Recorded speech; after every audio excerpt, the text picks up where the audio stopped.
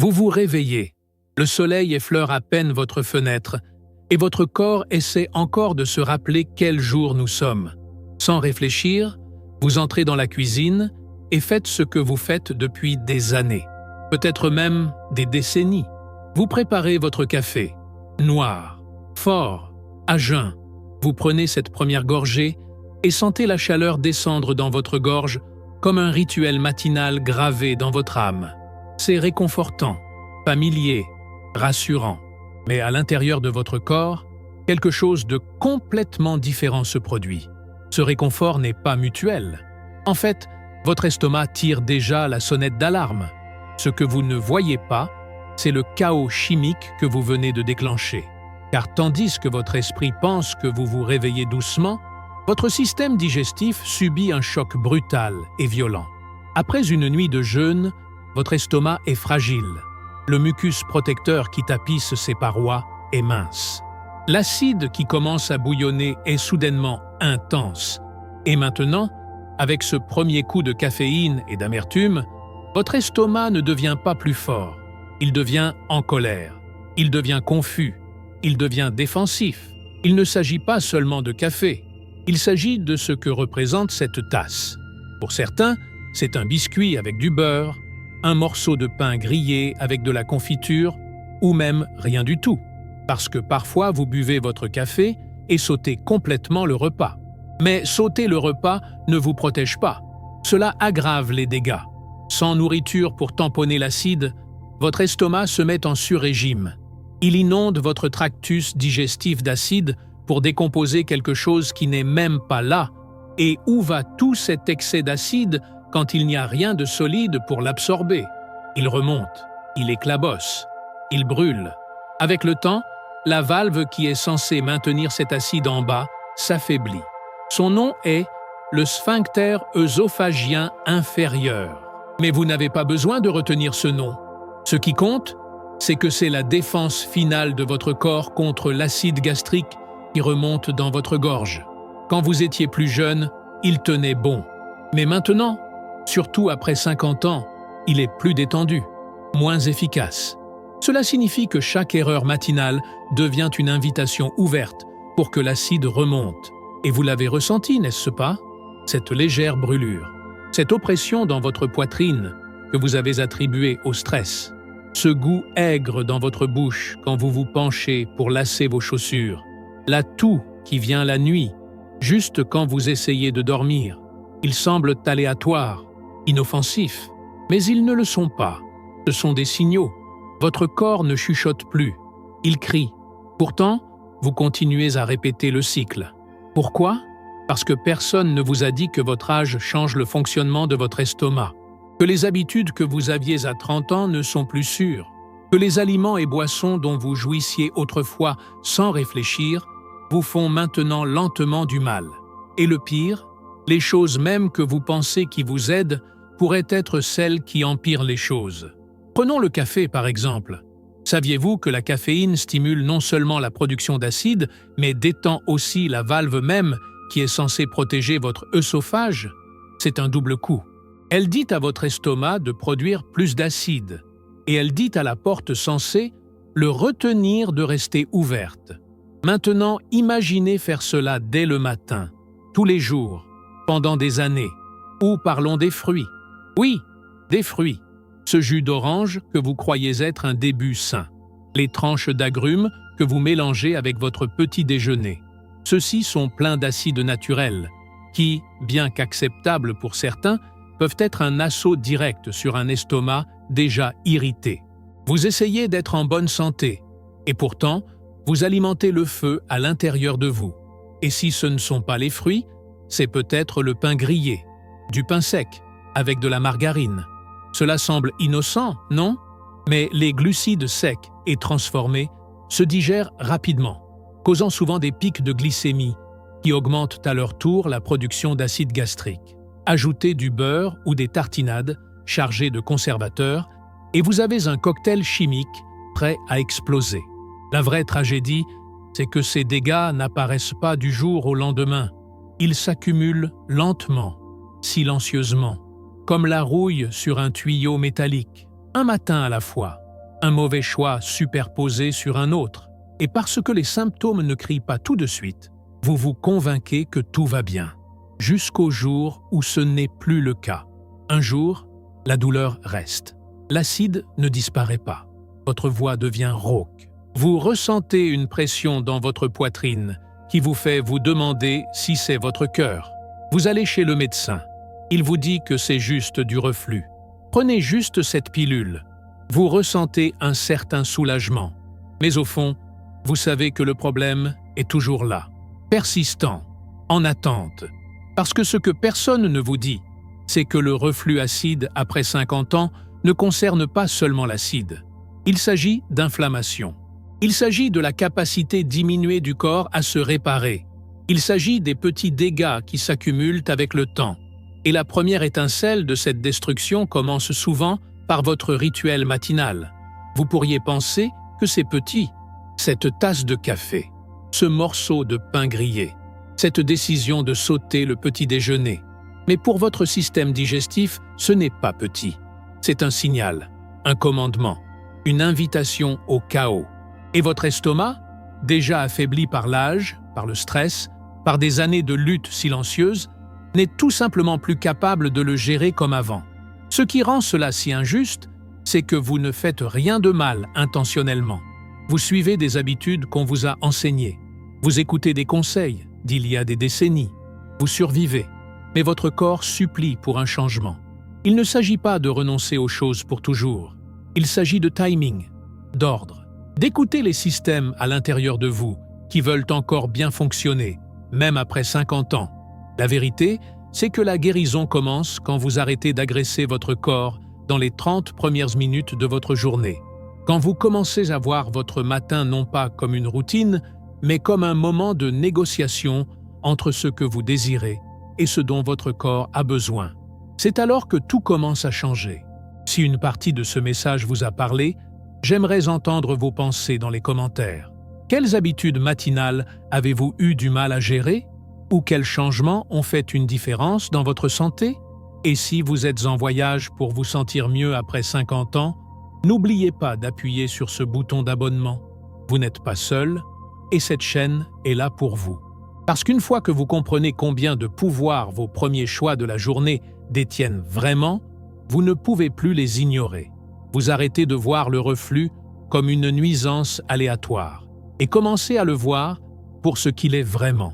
Un message, un modèle, une conséquence de décisions quotidiennes prises en silence. Et tandis que votre corps vieillit peut-être, il n'a pas abandonné. Il se bat encore, il signale encore, il espère encore que vous choisirez différemment. Quelque chose change quand vous franchissez cette ligne invisible dans la cinquantaine. Pas de façon dramatique, pas tout d'un coup, mais silencieusement, subtilement, comme une lumière qui s'atténue juste un peu chaque jour.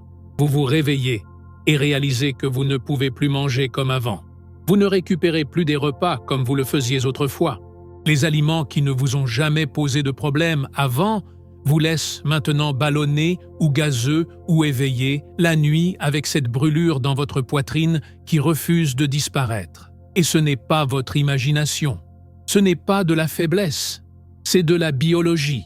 Votre système digestif est l'un des premiers systèmes à ressentir les effets du temps. Il commence par un ralentissement de la production d'acide gastrique et d'enzymes. Oui, vos niveaux d'acide peuvent en fait diminuer en vieillissant, ce qui semble être une bonne chose au début. Mais moins d'acide ne signifie pas moins de reflux. En fait, l'inverse peut arriver. Quand votre estomac produit trop peu d'acide, la digestion ralentit. La nourriture s'attarde. Elle fermente. Elle crée de la pression. Cette pression pousse sur votre sphincter œsophagien inférieur, la petite porte musculaire qui est censée garder tout dans votre estomac où cela appartient. Mais après 50 ans, cette porte devient moins fiable. On l'appelle SOA en abrégé, le sphincter œsophagien inférieur. C'est un anneau de muscle qui se resserre après avoir avalé pour empêcher la nourriture et l'acide de remonter. Pensez-y comme le couvercle d'une bouteille. Quand vous êtes jeune et fort, ce couvercle se ferme hermétiquement. Mais avec le temps, le muscle s'affaiblit, il se relâche. il commence à laisser glisser les choses, surtout s'il y a de la pression qui s'accumule en dessous. Et après 50 ans, cette pression s'accumule plus facilement. C'est pourquoi tant de gens développent du reflux plus tard dans la vie, même s'ils n'ont jamais eu de problème digestif auparavant. Vous ne faites rien de mal. Vous gérez simplement un corps qui n'est plus aussi résilient qu'avant. C'est comme conduire une vieille voiture. Le moteur fonctionne encore, les roues tournent encore. Mais vous ne pouvez pas freiner brusquement ou prendre des virages serrés comme vous le faisiez à 30 ans. Vous devez la traiter avec soin, avec compréhension. Et la plupart des gens ne réalisent pas que cela inclut la façon dont ils mangent. L'un des ennemis cachés de la digestion après 50 ans est la vidange gastrique retardée. Cela signifie que votre estomac retient la nourriture plus longtemps qu'il ne le devrait. Les muscles qui poussent la nourriture à travers votre système ne sont pas aussi efficaces. Donc les repas restent dans votre estomac comme un poids lourd. Plus ils restent, plus ils créent de la pression. Cette pression force le soi affaibli à céder. Juste un peu, juste assez pour laisser un peu d'acide se faufiler dans l'œsophage. C'est du reflux. Mais plus que cela, c'est de l'inflammation, c'est de l'irritation. Ce sont des dégâts, et cela ne s'arrête pas là. Parce que quand la nourriture ne se déplace pas efficacement à travers votre système, cela cause une réaction en chaîne. Votre intestin grêle devient paresseux. Vous absorbez moins de nutriments. Vous vous sentez fatigué, lourd, parfois même étourdi après les repas. Votre microbiote intestinal commence à changer. Vous pourriez développer une prolifération bactérienne de l'intestin grêle, ou SIBO, qui crée encore plus de gaz et de ballonnement. Vous pensez que c'est juste le vieillissement. Juste normal. Mais ce ne sont pas des choses avec lesquelles vous devez vivre. Pour aggraver les choses, beaucoup de personnes de plus de 50 ans prennent des médicaments qui compliquent davantage la digestion. Des pilules pour la tension artérielle, des antidépresseurs, des anti-inflammatoires. Ces médicaments peuvent ralentir le tractus digestif, détendre davantage le soi ou irriter la paroi de l'estomac. Certains peuvent épuiser des nutriments clés dont votre corps a besoin pour maintenir tout fonctionnant correctement, comme le magnésium, la B12 et le zinc. Vous les prenez pour gérer un problème et finissez par en déclencher un autre. Et puis, il y a les antiacides, les inhibiteurs de la pompe à protons, les petites pilules blanches que vous prenez chaque matin pour faire taire la brûlure. Elles aident, au début. Elles réduisent votre acide gastrique et vous donnent un soulagement temporaire. Mais plus vous les prenez longtemps, plus vous perturbez la capacité naturelle de votre corps à digérer la nourriture. Vous créez une dépendance. Un cycle. Vous mangez, vous souffrez, vous prenez la pilule, vous mangez encore. Et sous la surface, votre corps arrête d'essayer de produire ce qu'il avait l'habitude de fabriquer tout seul. Il ne s'agit pas seulement d'acide, il s'agit d'équilibre, il s'agit de fonction. Votre système digestif est une symphonie complexe de muscles, d'enzymes, d'hormones et de bactéries. Et quand une section sort du rythme, toute la performance commence à s'effondrer. Vous le ressentez de manière difficile à tracer. Vous perdez l'appétit. Vous arrêtez de bien dormir. Vous ressentez une pression dans votre poitrine qui imite une condition cardiaque. Votre médecin fait des tests et ne trouve rien d'alarmant. Il dit que vous allez bien. Mais vous savez que ce n'est pas le cas. Ce qui se passe, c'est une perte graduelle de force digestive. Et sans digestion appropriée, votre corps n'obtient pas ce dont il a besoin, pas seulement des nutriments, mais de l'énergie, de la vitalité, du pouvoir de guérison. Vous mangez peut-être assez, mais vous n'absorbez pas. Et lentement, silencieusement, vous commencez à vous sentir moins comme vous-même. Certaines personnes essaient de réparer cela avec des fibres, plus de légumes, des jus verts. Mais les aliments crus peuvent être durs sur un estomac qui lutte déjà. D'autres coupent les glucides ou font du keto, mais les repas riches en graisse s'attardent encore plus dans l'estomac et peuvent déclencher des épisodes de reflux plus forts. Vous êtes bombardé de conseils. Mangez ceci, évitez cela, prenez ce supplément, buvez ce thé. Et tout ce temps, votre corps demande juste une chose, de la compréhension. Avez-vous vécu certains de ces symptômes sans en connaître la cause ? Partagez votre histoire dans les commentaires. Je lis chacun d'eux. Et si vous avez trouvé cela utile, considérez vous abonner à la chaîne pour ne pas manquer la prochaine étape de ce voyage de guérison. Nous construisons une communauté qui écoute, apprend et grandit ensemble.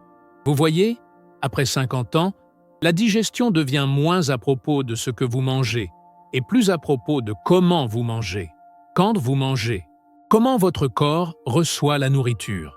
Si vos repas sont trop pressés, trop tard le soir, trop gros, ces petits détails comptent plus maintenant qu'ils ne l'ont jamais fait. Un petit ajustement dans le timing peut soulager la pression.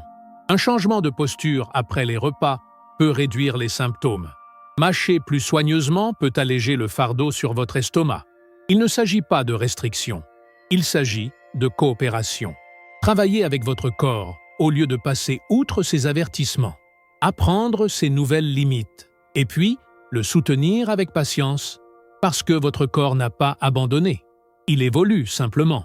Il vous demande de vous adapter avec lui. Et une fois que vous commencez à remarquer ces modèles, une fois que vous voyez comment certaines habitudes impactent la façon dont vous vous sentez, vous commencez à réaliser que la guérison est possible. Vous n'avez pas besoin d'accepter le reflux quotidien comme votre nouvelle normalité. Vous n'avez pas besoin de passer vos années à poursuivre un soulagement des symptômes sans réponse. Vous pouvez réentraîner votre corps, reconstruire votre résilience digestive. Cela prend de la conscience, cela prend de l'intention, mais cela commence par écouter, en reconnaissant que les changements qui se produisent à l'intérieur de vous ne sont pas des échecs, ce sont des messages, des opportunités, le début d'une nouvelle relation avec votre corps, une construite sur l'attention, pas la punition, sur l'observation, pas la peur. Et ce changement change tout. Cela commence petit, si petit que la plupart des gens ne le remarquent jamais.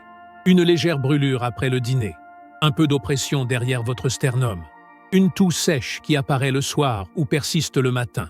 Vous haussez les épaules.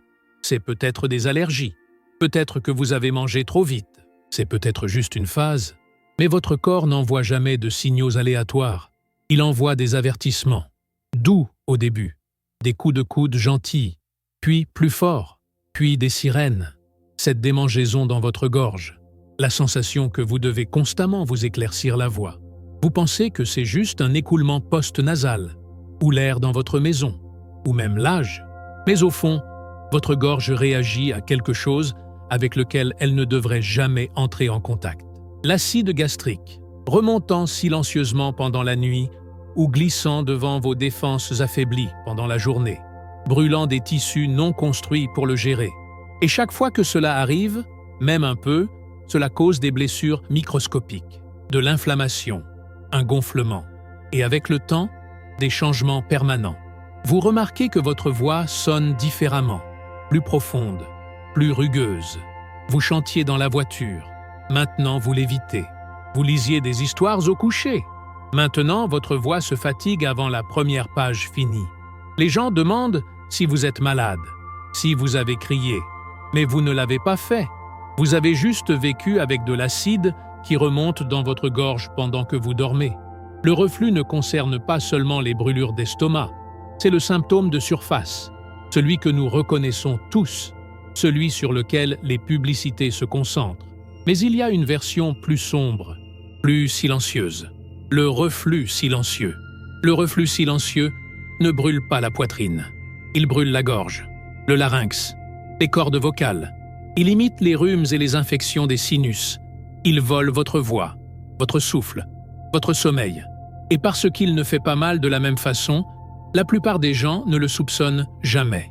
Ils vivent avec pendant des années, étant mal diagnostiqués, prenant des antihistaminiques, des vaporisateurs nasaux, des antibiotiques qui ne font rien. Et tout ce temps, l'acide continue sa destruction silencieuse. Puis, il y a la toux. Cette toux sèche et tenace qui ne disparaît pas. Vous ne fumez pas. Vous n'avez pas de rhume, mais votre poitrine se sent serrée.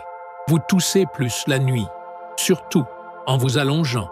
Vous essayez de changer d'oreiller, de boire des tisanes, mais cela persiste. Ce que vous ne réalisez pas, c'est qu'une petite quantité d'acide atteignant vos voies respiratoires supérieures suffit à déclencher un réflexe de toux. Même si vous ne sentez pas l'acide, votre corps sait, vos poumons savent, ils réagissent, ils se défendent et ils vous usent. Et qu'en est-il de cette sensation de quelque chose coincé dans votre gorge, comme une bosse, une pression qui ne disparaît pas peu importe combien d'eau vous buvez? C'est aussi du reflux. Cela s'appelle la sensation de globus. Elle vient de l'inflammation dans l'œsophage et la gorge. Elle semble terrifiante, comme si vous ne pouviez pas avaler, comme si la nourriture restait coincée. Vous allez pour des scans, des examens endoscopiques. Ils ne trouvent rien. Mais la sensation reste, parce que ce n'est pas une croissance, c'est de l'irritation, de l'acide, du reflux chronique. Et encore, tant de gens ignorent ces symptômes. Ils les vivent jour après jour, s'adaptant, normalisant. Vous commencez à dormir debout. Vous arrêtez de manger après 18 heures. Vous évitez la nourriture épicée, même si c'était votre préféré. Vous faites des sacrifices sans savoir exactement pourquoi. Parce qu'au fond, votre corps vous force à changer. Il établit de nouvelles règles. Et il le fait parce que les dégâts se produisent depuis bien plus longtemps que vous ne le pensez. Parfois, cela se montre dans les dents. Oui, le reflux peut éroder l'émail des dents. L'acide qui remonte ne brûle pas seulement la gorge. Il atteint la bouche. Il ramollit l'émail, cause de la sensibilité. Vous rend sujet aux caries. Vous brossez plus. Vous changez de dentifrice. Mais le vrai problème n'est pas à la surface. Il remonte de l'intérieur. Votre haleine change aussi. La mauvaise haleine chronique, malgré le brossage et l'utilisation du fil dentaire, peut être un signe de reflux. L'acide affecte vos bactéries buccales. Crée un environnement où certaines odeurs prospèrent. Ce n'est pas quelque chose que vous pouvez masquer avec des bonbons à la menthe ou du chewing-gum. C'est enraciné plus profondément, à la source de la digestion. Et pour certains, les signes vont encore plus loin. Des douleurs thoraciques si intenses qu'elles imitent une crise cardiaque. Vous finissez aux urgences, branchés à des moniteurs, effrayés. Mais les tests reviennent normaux. Ce n'était pas votre cœur, c'était votre estomac, poussant vers le haut, brûlant vers le haut. Une douleur référée qui ressemble exactement à une détresse cardiaque. Cela vous secoue. Mais on vous dit que c'est juste du reflux. Juste. Comme si vivre dans la peur de cette douleur était d'une certaine façon acceptable. Ce sont les symptômes dont personne ne parle. Ceux qui se cachent derrière l'étiquette du vieillissement. Ceux rejetés comme mineurs. Mais ils ne sont pas mineurs. Ce sont des avertissements précoces. Et ils racontent une histoire de déséquilibre, d'érosion, d'un système digestif qui lutte pour fonctionner comme avant. Et voici ce que la plupart des gens comprennent mal. Ils attendent les gros symptômes, les dramatiques, ceux qui finalement perturbent leur vie si bruyamment qu'ils sont forcés d'agir. Mais à ce moment-là, les dégâts se sont souvent étendus. L'inflammation est chronique, les tissus sont compromis, la guérison prend plus de temps, parfois des années. La clé est d'écouter plutôt, de traiter les petits symptômes comme significatifs, parce qu'ils le sont. Ils sont la tentative de votre corps de vous alerter avant que les choses empirent, avant que vous ayez besoin de chirurgie, avant que vous fassiez face à des cicatrices œsophagiennes ou des changements précancéreux. Le reflux ne concerne pas seulement l'inconfort, il s'agit de conséquences à long terme. Et ces conséquences n'affectent pas seulement votre estomac ou votre gorge. L'inflammation chronique du reflux peut contribuer à l'apnée du sommeil, aux symptômes semblables à l'asthme et même à la fatigue persistante. Si votre corps combat constamment l'irritation interne, il a moins d'énergie pour tout le reste. Vous le ressentez dans vos articulations, votre concentration, votre système immunitaire. Tout est connecté. Prenez un moment et faites-moi savoir dans les commentaires quels changements vous êtes prêt à faire dans votre routine matinale. Même les petits pas comptent. Et pendant que vous êtes ici, cliquez sur s'abonner pour rester connecté avec plus d'outils, de conseils et d'encouragement. Votre santé mérite ce genre d'attention, et vous aussi. C'est pourquoi les petites choses comptent. Cette démangeaison, cette toux, cette oppression, ce changement de voix, ils ne sont pas aléatoires, Ils ne sont pas inoffensifs.